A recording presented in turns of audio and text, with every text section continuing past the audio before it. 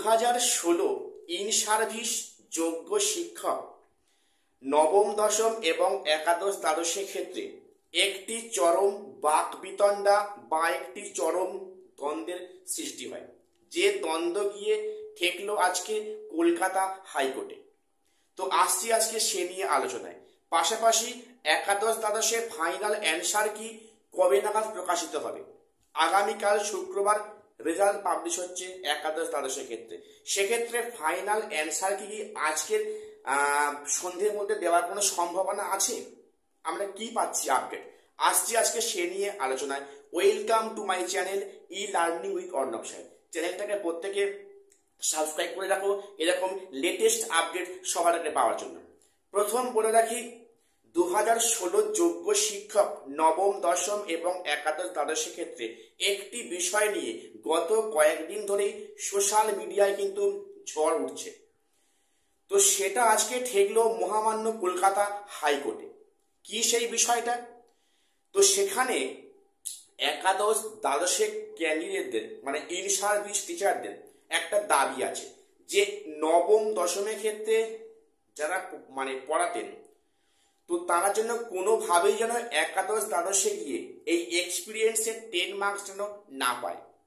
অর্থাৎ নবম দশমে যারা টিচার ছিলেন তারা যেন নবম দশমের ক্ষেত্রে যেন এক্সপিরিয়েন্স মার্কসটা পায়।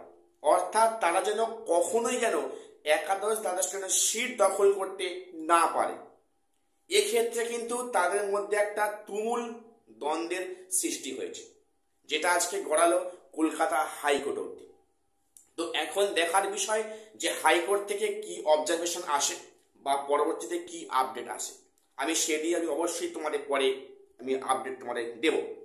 তো এবার একটা বিষয় বলে রাখি, আগামীকাল শুক্রবার কালকের হিসাব মতো একাদশ দ্বাদশের ফাইনাল রেজাল্ট প্রকাশিত হবে। তো সেক্ষেত্রে ফাইনাল অ্যান্সার কি আজকের প্রকাশিত হওয়ার সম্ভাবনা আছে আজকে রাতের মধ্যে, নাকি কালকেই সেটা প্রকাশিত হবে? এটা আমি তোমাদের বলছি।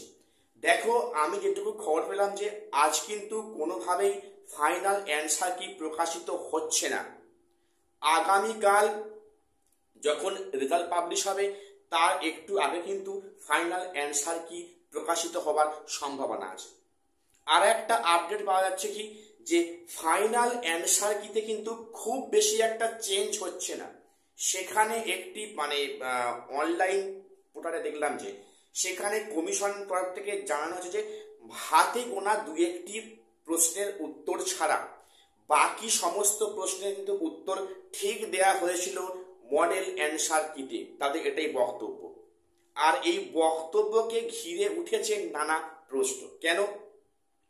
সত্যি সেখানে যদি একাধিক প্রশ্ন ভুল থাকে তাহলে সেক্ষেত্রে যেখানে কমিশন বলতে যে মাত্র হাতে গোনা কয়েকটা প্রশ্ন, দু একটা প্রশ্ন ভুল আছে, বাকি প্রশ্নের উত্তর নিয়ে কিন্তু পুনরায় মামলা হওয়ার সম্ভাবনা আছে।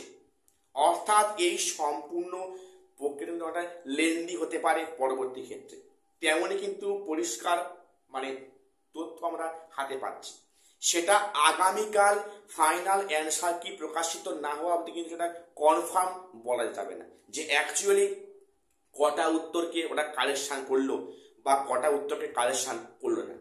তার উপরই ডিপেন্ড করছে আগামী দিনের নিয়োগ প্রক্রিয়ার ভবিষ্যৎ। এ নিয়েও কিন্তু ভবিষ্যতে মামলা হওয়ার সম্ভাবনা আছে, যেটুকু আমার অন্তত মনে হচ্ছে। তো আজকে আমার এটুকুই আপডেট দেওয়ার ছিল। তো আমি আজ এখানে শেষ করলাম। দেখা হচ্ছে পরে কোনো আপডেট নিয়ে।